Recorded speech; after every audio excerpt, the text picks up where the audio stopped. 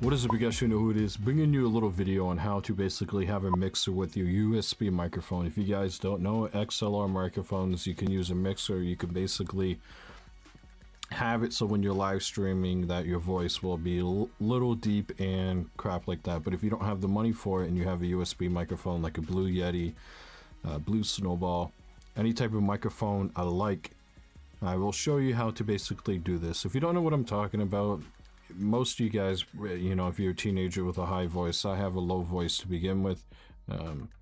Like, I don't have that high of a voice, but you would add your audio and gameplay into Vegas or After Effects, and you would turn on all these to make your voice sound deep. But then when you go on Twitch or you're on Skype or you're on something else that doesn't require post-production and it requires real-time audio, your voice is high again. So if you want to keep it low, you're going to need to get a thing called a virtual audio cable. It is free, not filled with spyware or anything like that. Do not Google this. Get it from this site that I will link below. Once you have that installed, you're going to get a program called Adobe Audition. Now this is not free. You do need to pay for it, but if you want, you can hit me up on Twitter or YouTube, and I would be more than happy to link you a key that will basically give you the copy for free. So once you get this loaded on, you're going to go to Edit, Preferences, and you're going to click Audio Hardware. Once you're in here, you're going to pick the microphone. For the microphone output, you're going to pick the cable input, which is the virtual audio cable. Then for here, you're going to pick 100. Make sure it's 100. That's a sweet spot. If you pick anything higher or lower, it may sound like crap. After you've done that, you're going to come here, the arrow pointing to the right, you're going to put stereo, put it to whatever you have. For the one pointing to the left, you're going to do stereo and do. So if you don't know, your capture card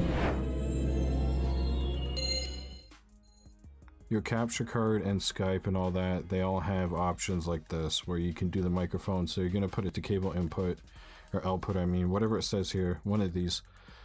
Make sure you do that for whatever you want your voice to be modified, and you need to have these enabled, the R and the I, in order for it to work. You can also use this to edit your audio files too, if you don't like Audacity. And these are the effects I have. To get them, you click on the little arrow here and you pick them from the list, and then they have to be green in order for them to work. So what I'll do right now is I can turn them all off for you so you can hear what I sound like without them. So here's what I sound like without them. It's probably horrible, but it may sound even horrible with them on. I haven't listened to it back yet, but I'm going to turn them all back on. So you can hear a difference. I'm still tinkering with these to get it so it doesn't sound too bad. I think it's because of the noise reduction, because I have a bar fridge and it's picking that up. But anyhow, in order to tinker with these, you right click, go to Edit Settings, or even when you click them up, they'll open up a window like this. So I'll go through and you can copy all these and use the settings I have and then tinker with them. Now, based on your microphone, your surroundings, they may sound different with the levels that you are getting from me, or they may sound worse. And in order for you to find out, you basically need to download Audacity if you don't have a Gold Wave or Record Pad, and then you're going to want to put it to cable output and you record yourself and play it back, and that's how you find out how you sound.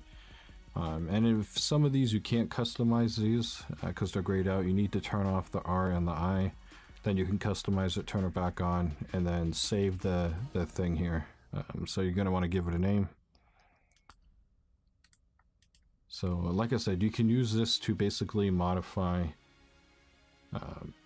your voice real time. So you can use it on like OBS or XSplit, Skype and all that. So you can keep your voice kind of deep how you do in your videos to keep everything matching. And the cool thing about this too is if you're one of the people who edit your voice in Sony Vegas, you can only do so much. Well, here you can tinker with it a little more and then just use this as your mic. So when you record your gameplay, it's the same all the time, which is pretty cool. So these are the last few options here. So yeah, in order for this to work, you got to keep this program open as long as you're planning to record your audio. So after you figure all these out and you save them, go here, give this a name, and then go to File and save this. And then whenever you're going to record, open up Adobe Audition and do your recording, and there you go. This is how to basically have a mixer somewhat with a USB microphone and make your audio sound better real time, not post-production. I hope you guys enjoyed this video. Peace out and see you in my next one. Peace.